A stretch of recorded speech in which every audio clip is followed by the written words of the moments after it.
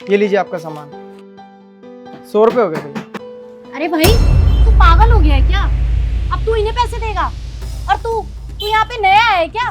तुझे पता नहीं है कि हम इस एरिया में किसी को पैसे नहीं देते? हाँ मैं नया हूँ। हो कौन तुम जो तुम मेरे पैसे नहीं दे रहे हो? मैं एक पुलिस वाले की बीवी हूँ। तू समझ रहा है ना? बता, अब भी हमसे पैसे लेगा? अरे तो क्या हो गया अगर पुलिस वाले की वाइफ हो तो? मैं कौन सा गलत काम कर रहा हूँ? अपने हक के पैसे ही तो मांग रहा हूँ। पर दीदी पैसे तो देने ही पड़ेंगे ना। भाई मेरी बात सुन, यहाँ पे जितने भी वेंडर्स है ना, हम यहाँ पे किसी को पैसे नहीं देते। और ये कल का आया हुआ लड़का अब हमसे पैसे मांग रहा है। इसकी इतनी बड़ी औकात हो गई। और यहाँ पे जितनी भी सर्विसेज है ना, यहाँ पे हम सब फ्री में लेते हैं।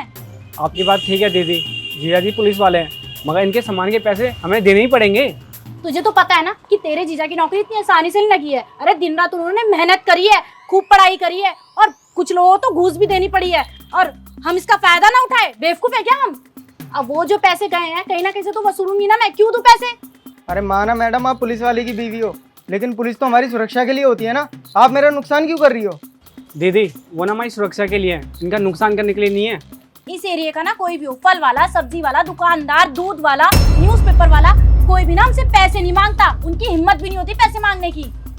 और अगर हम ऐसे ही सबको पैसे बांटते रहे तो जो मेरा पति है उसका जो रुतबा है वो तो खत्म हो जाएगा यहाँ पे। अरे मैडम जी मेरे को एक बात बताओ, आपके पति अगर पुलिस वाले हैं तो क्या वो कमाते नहीं है? मेरे हक के पैसे क्यों मार रहे हो? और मैं नहीं डरता किसी से भी, बुला लो जिस मर्जी को। अच्छा, तो मुझे लगता है ना तू ऐसे नहीं मानेगा। जब मैं अपने पति को बुलाऊंगी ना तब तेरी अकल ठिकाने आएगी।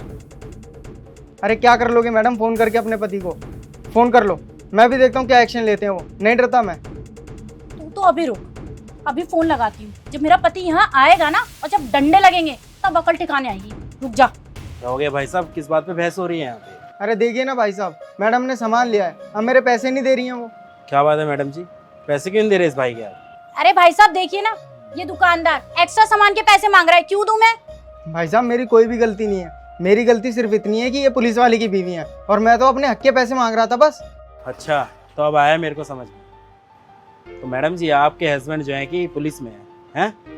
तो आप एक बात बताइए, अगर आपके हस्बैंड पुलिस में है तो आप किसी को उसके हक के पैसे नहीं देंगी क्या? आपको पता भी है ये सब जो आप कर रही है ना, इस सब के चक्कर में आप जेल भी जा सकती हैं, क्योंकि एक तरीके का जुर्म है ये। मुझे कोई क्यों जेल में डालेगा? और हो कौन तुम? क्या कर लोगे तुम मेरा? मैं एडवोकेट धर्मेंद्र शर्मा। और आपकी जानकारी के लिए बता दूं कि जो आप इनके साथ हरकत कर रही है ना, इसकी वजह से आप जेल भी जा सकते हैं। मैं आपको जेल भिजवा सकता हूँ, क्योंकि आप अपने पति की पोस्ट का नाजायज़ फ़ायदा उठा रही हैं। और आप ही नहीं, बल्कि आपके पति भी आपके साथ साथ जेल जाएंगे। ज़रा सोच के देखिए कि इन भैया के 100 रुपये ना देने के चक्कर में आपको जेल के चक्कर काटने पड़ रहे हैं। सोचिए सोचिए कितना अच्छा लगेगा, है ना? आपके पति ना इस देश की सेवा के लिए हैं, ना कि इस देश को लूटने के लिए। अरे आप जैसे कुछ लोगों की वजह से ना, जो सच में ईमानदार पुलिस वाले हैं, वो लोग भी पूरी तरह से बदनाम हैं। हमारे देश में इतने सारे पुलिस वाले हैं और काफ़ी ईमानदार भी हैं, लेकिन कोई उन पर ना भरोसा नहीं करता। जानते हैं क्यों? आप जैसे लोगों की वजह से। बाकी आइंदा से अगर मैंने देख लिया कि आपने इनको परेशान किया है या फिर इस सोसाइटी में किसी को भी परेशान करने की कोशिश करी है,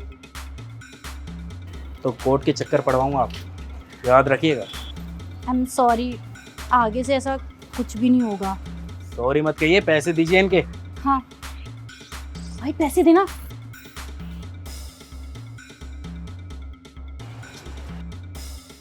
thank you so much sir, आपका बहुत बहुत धन्यवाद, आपने बहुत मदद की।